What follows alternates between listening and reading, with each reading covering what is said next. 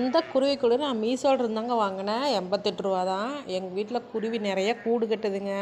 ஆனால் வந்து ஒரு டைம் கூடு கட்டுறப்பல அந்த காக்கா வந்து வந்து உட்காந்து முட்டையெல்லாம் எடுத்து குடிச்சிட்டு போயிடுது. இல்லைன்னா குஞ்சு பொரிச்சாலும் குஞ்செல்லாம் வந்து கீழே விழுந்துருது.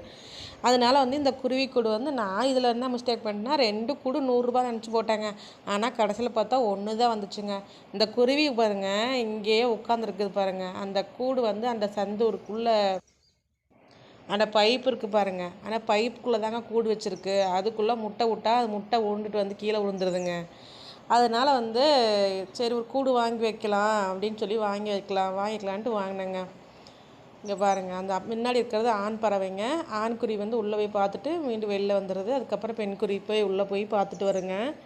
கூட அங்கே வச்சுருக்கேன் பாருங்கள். அதுக்குள்ளே போய் முட்டை விடுமா என்னன்னு தெரியலங்க. ஆனால் பழகணும். ஆனால் வச்சுருக்கேன்.